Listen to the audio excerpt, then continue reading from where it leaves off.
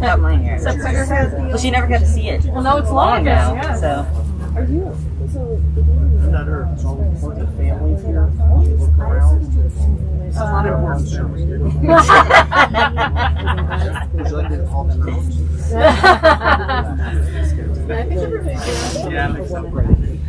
Ladies and gentlemen, we are upon service time. If I can invite you to come forward and start gathering. Those who have been invited via pallbearer, if I can ask you to start making your way to the hearse. Oh. Where should I go? Right here. The Baxter's there. Baxter can do. Oh.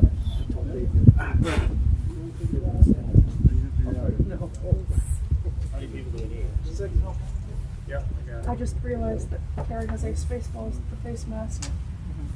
It's pretty good.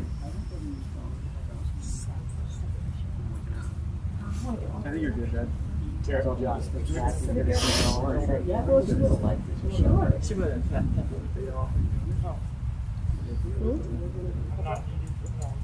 You should sit up front. Now I feel like I failed. You should sit up front.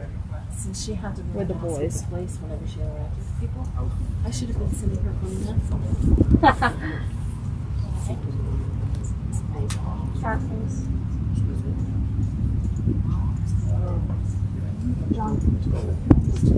What's that? Your foot is pretty much between this and the muscle cutter.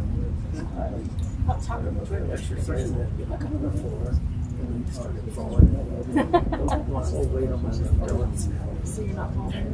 Just got the pins out.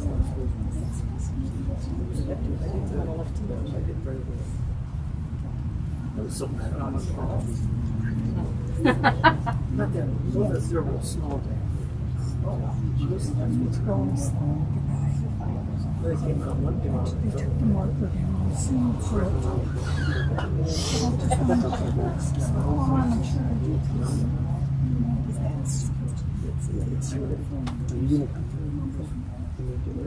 yes. Do a little service. Okay. You didn't. So I came over and took pictures and went up and sent pictures. I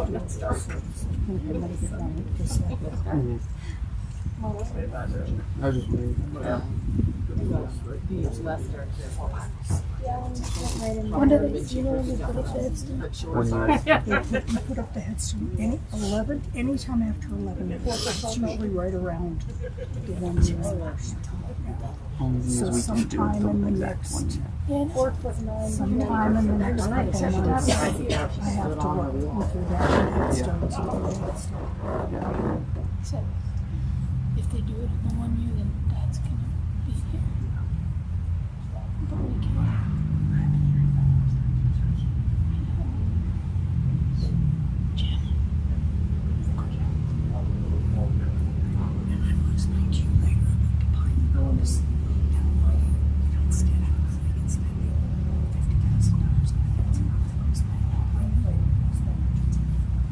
You clean it from Fred. Just here.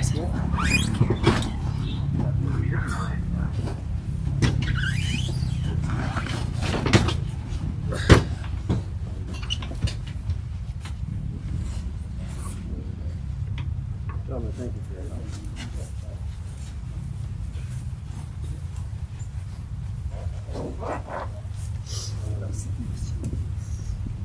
Well, sure. And ladies and gentlemen, if I could remind everyone to please turn off your cell phones for the service.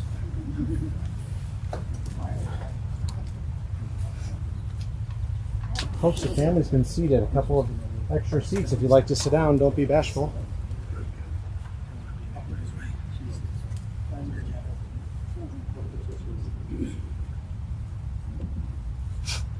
Rochim Habaim B'Shem Adonai. As difficult as this task is, this time is sacred and this place is holy. For the reason we gather is important, is essential, and is a tribute that we all embark on to return the physical aspect of your dear one to the earth. But as we do that, we're also here to engage in the sacred act of memory, to celebrate her and who she was in her essence, in her soul and spirit. And to help us in that task, we often turn to the words of others. First, those who have the skill of poetry or description to speak what's in our hearts and minds at this moment. And the child asked, "Tell me of life." And the sage answered, Life, my child, is a mystery. We do not ask to be born, nor do we even understand the meaning of birth or of creation. We grow, we experience life pleasures and pains. We love, and slowly, oh so slowly, we have come to realize that we have become that we are. At that moment, we humble ourselves before the mystery of life and quietly say, though I knew not, I have been granted the most precious gift of all, the gift of life. And then the child asked, "Tell me of death." And the sage answered, "Death, my child, is a mystery. It is the inevitable return of the gift of life, the gift which came free to us. We live as the trustee of that mysterious being, of that unexplainable becoming. Yes, you and I are but the trustees of life.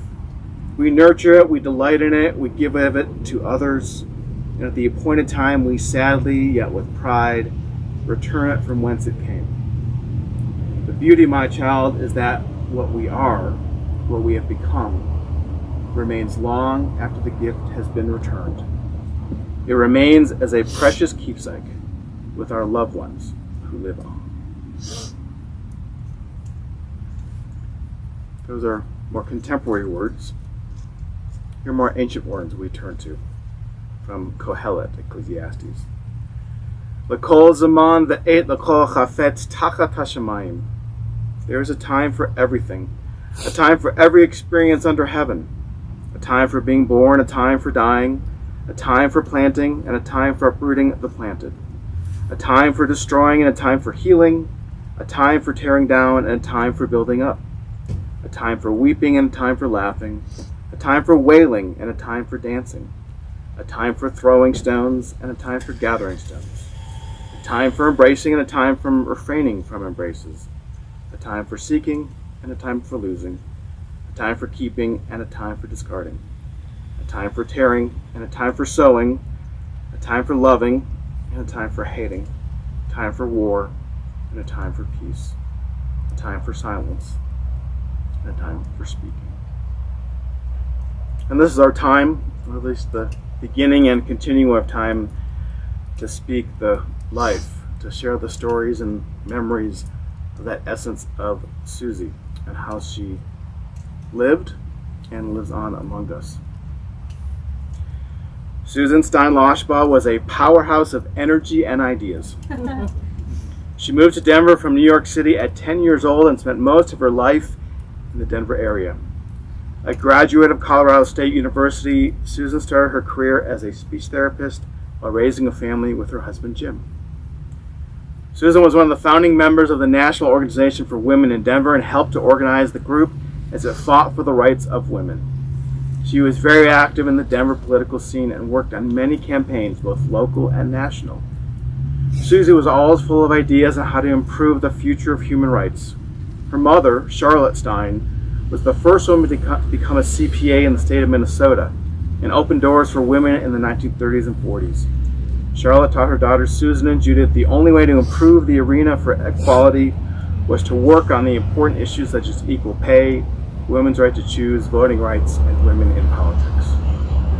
In her later years, Susan worked in the family entertainment business with her husband, Jim, and loved spending time with her grandchildren, celebrating holidays, reading books, playing games, and re-watching the same musicals. Do we have to watch Fantasia again, Grandma? She was often so eager to get down on the floor to be with the kids that she did so without making a plan for how she would get back up. Her presence at the emotional center of her family, of all your lives, will be greatly missed. Those are the words that were written for Susie's obituary. But in addition to those, I know that some of you may have a story or memory to share.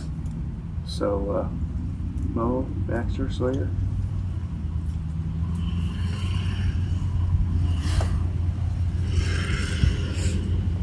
As most of you know, Susie was not allowed to drive for the last few years of her life, and she was not upset. She was not happy about that.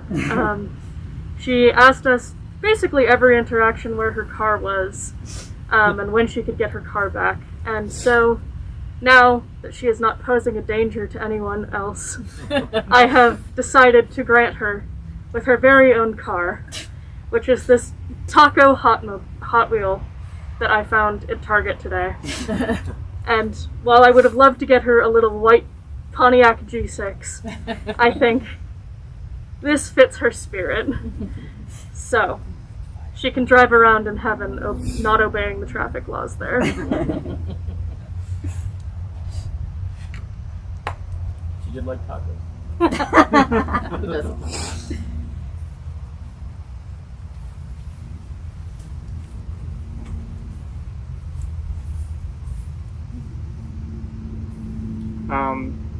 Recently, I cut my hair. It's all gone.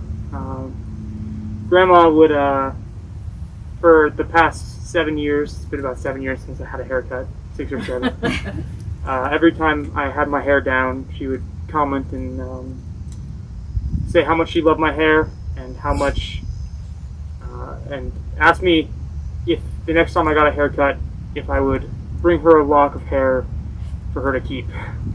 Which I always thought was an odd request. But I have a lock of hair for her to keep.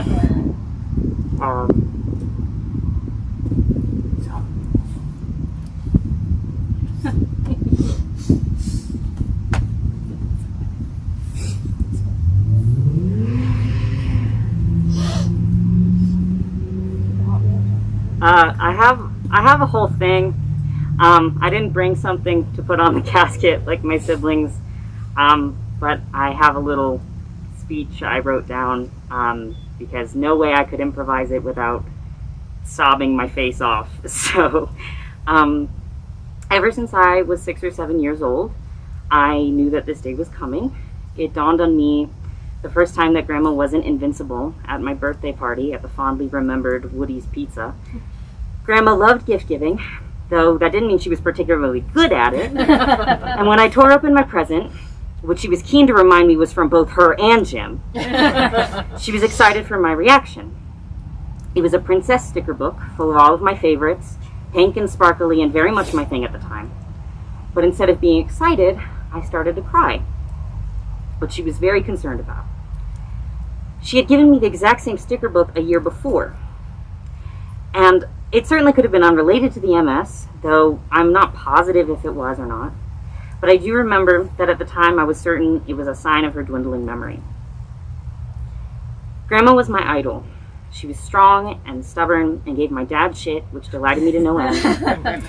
And every time someone called me a mini Susan in looks or personality, I preened with pride, even if their intent was to point out how hard-headed I was. As I got older, I had a long time to prepare myself for this, and I knew it was coming and didn't want to be blindsided, but I still wasn't ready. There's so much left of my life I wish she could have seen, but I take comfort in knowing that to the very end Susan was, well, Susan. She never lost sight of who she was.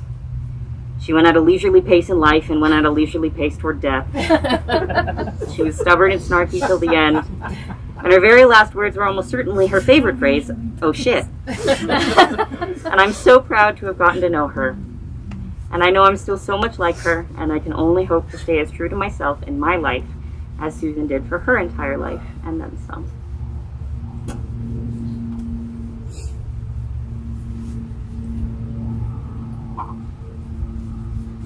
Anyone else have a moment, a memory?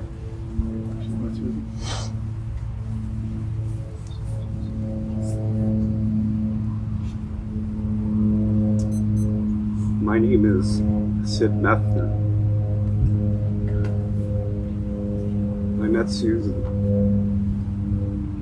at the 3-day annual synagogue that Mr. Stein orchestrated at National Jewish Hospital.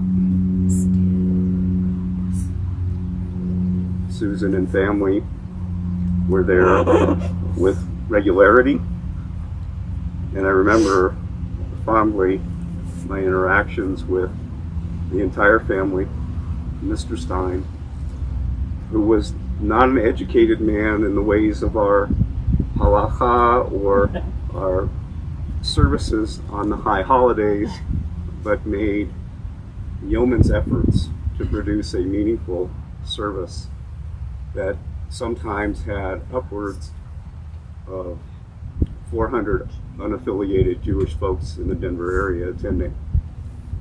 Sadly, those services finally met their end a couple of years ago, but Mr. Stein was always fondly remembered, and with all of other Susan's accomplishments, it would be remiss if we did not recognize that she and siblings and children had a role in the production of those services and supporting the elder Steins who made that all possible for many of us. So thank you.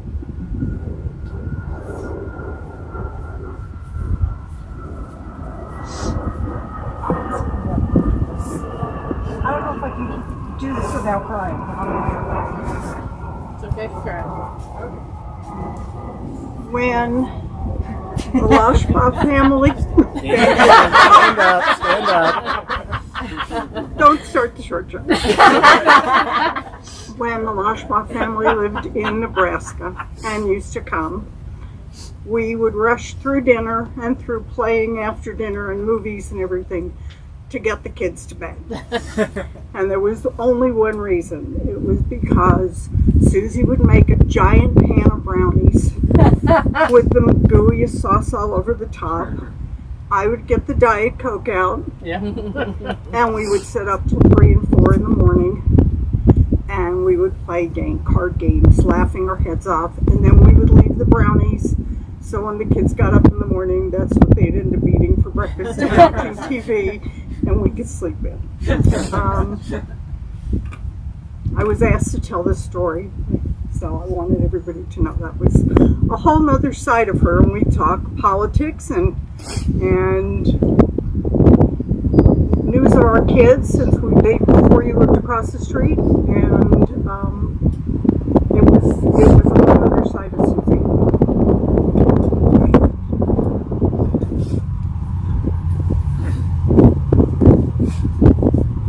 Hi, real quick, my name's Eric Jeffrey. I'm a family friend, and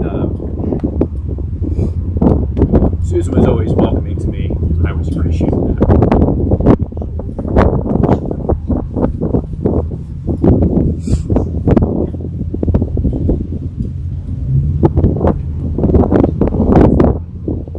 It's fitting for me that on this day that we gather tonight, Jews around the world, the portion in Torah that we'll all dive into is called Shoftim.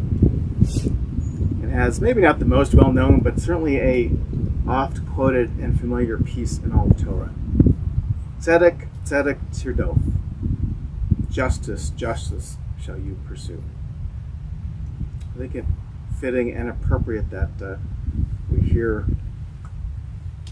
remembering, celebrating, and honor Susie with that portion, with those words. My connection to her, awareness of her, was about that sense of justice and fairness. Her wanting her to spend her time in this world making as much of it possible. And the pursue, the tirdof. I always felt that. It may not have been physically fast in the way she did things. She got here on time. That sense of pursuing is not necessarily physical speed, but intensity and seriousness and focus. And whether that was for the injustice or the yearning for justice in the world, just showering love on you, it just feels just right and fitting. That these are the words of Torah of our tradition that we have today in our context, in our setting, to seek comfort in. I'd invite you all now to just take a few moments in your own way, quietly outward but inward, whatever shape or form it takes, to remember, to honor, to celebrate her life.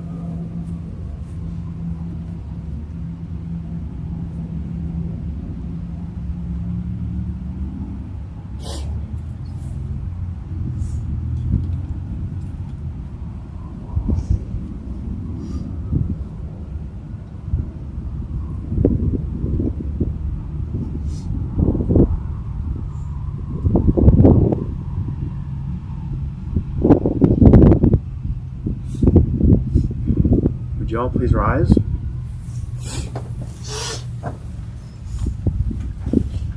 El Male Rachamim Shochein Bamromim Hamse Menachana Takat Kanfei Shchina Im Piroshim Torim Kazohar Rikia Mazhirin Et Nishma Hayekara Shehalacha Le'olama Ba'al Harachamim Yastireha Beseter Kanafab Le'olamim Vayitor bitor hachaim et nishmata. Adonai hu nachalata. V'tanuach v'shalom amishkaba. May the source of life, the fountain of all being, open our hearts to compassion and our eyes to wisdom, that we may glimpse in perfect peace and sadness the way of all things. May Susie's memory be for us a blessing, and may we never let the light of her love grow dim in our hearts. May you remember all her worthy and righteous deeds, that her memory be bound up in the bond of life.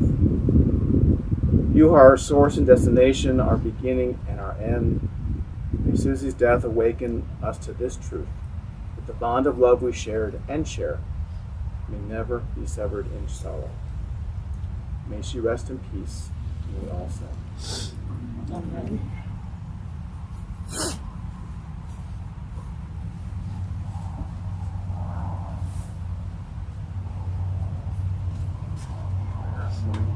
Yeah. Did you put, yeah. We'll get these back over there. You can use the taco truck to Hold it down. No, put the, yeah, there you go. Perfect. Mizmor LeDavid. Adonai ro'i lo echsar, v'invot desha yar bitzeni, amen nechonot yanchileni. Nafshi yeshova v'yanichai b'maglai tzedek l'ma'an shemo. Gam ki elef b'geit salmavet lo ira, yata imadi. Shivdecha u'mishchantecha hema yanchumuni. Ta'aroch lefanai shulchan neged sorarai. Deshanta Vashemin Roshi Kosi Rebaya Ach Tov Bechesed Yudafuni Kol Yemei Chaye Yishavti B'Beit Adonai L'Orach Yamin. Adonai is my shepherd, and I shall not want. God makes me lie down in green pastures, leads me beside still waters, and restores my soul. You lead me in right paths for the sake of your name. Even when I walk in the valley of the shadow of death, I shall fear no evil, for you are with me. Your rod and your staff, they comfort me. You have set a table before me in the presence of my enemies.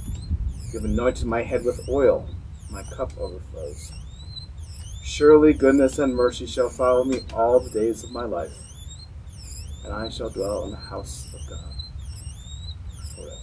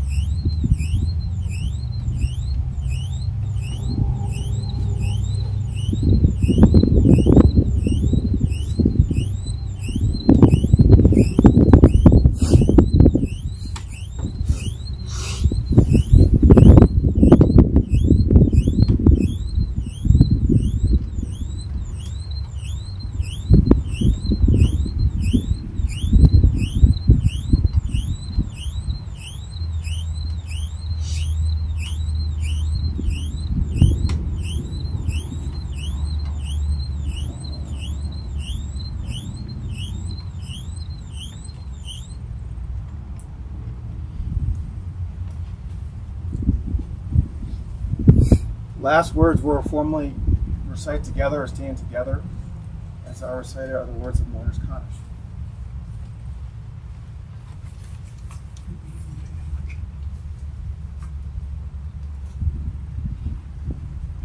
These ancient words do not mention death and loss and pain and suffering. They are words that point us towards the source of life. For even the shadow of loss and its darkness, our tradition reminds us and pushes us, nudges us towards moving forward. And this is how we as mourners proceed. Yitgadal v'yitkadash shmei Rabbah v'yalma divrach yirutei v'yamlech malchutei v'chayachon uv'yomechon uv'chayei dechol beit Yisrael v'agala uv'zman kari v'imru amen. Yehei shmei Rabbah mevarach le'olam olamei omaya Yitbarach v'yishtabach v'yitpa'ar v'yitramam v'yitnaseh v'yitadar v'yitaleh v'yithalal shmei dekudesha v'rechu V'ela min kol birchata v'shirata, tushbachata v'nechamata, damiram v'alma v'imru amen. V'hei shalama rabba min shemaya, v'chaim aleinu v'al kol Yisrael v'imru amen. Oseh shalom b'im ramav, hu ya'aseh shalom, aleinu v'al kol Yisrael v'imru amen. We pray everyone who will find that hole left in their lives by Susie's death will find comfort and strength in her memory. May that memory be a blessing. May it bring you all strength, comfort, and peace.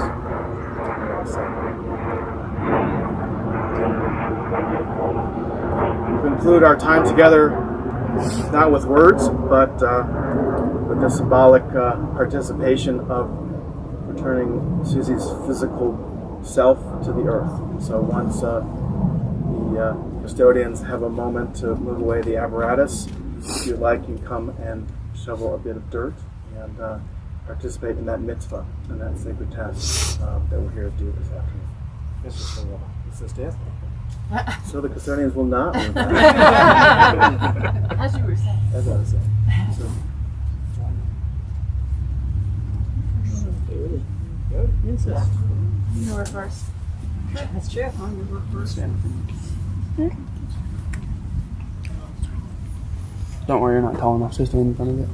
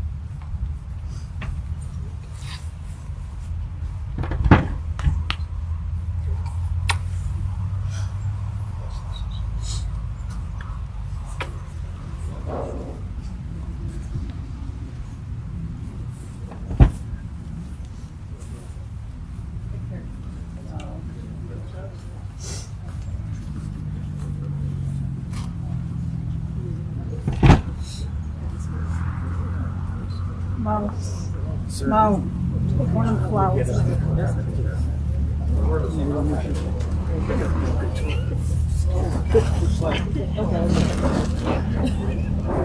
You're not supposed to.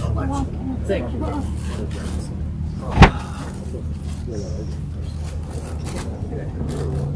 I know, she used to tell me all the time. I come back during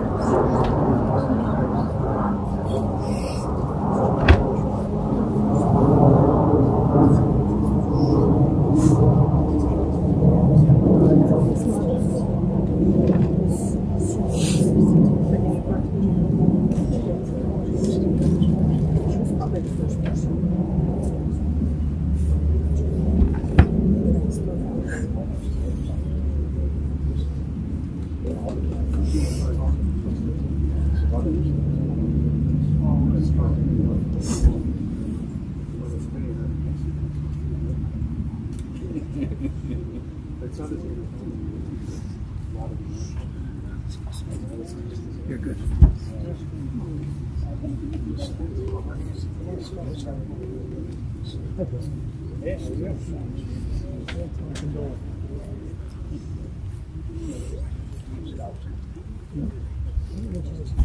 No, I'm not Where do I buy you?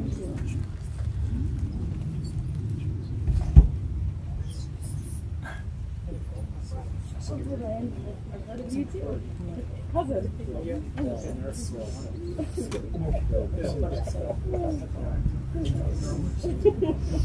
It's nice to meet you. Yeah. Sorry.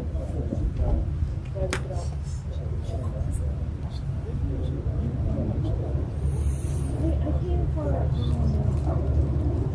yeah, there was one. I think it was Monday that I heard you posted. There was a lot of cars. I really wanted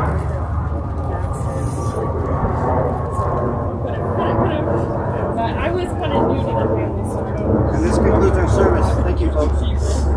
Thank you.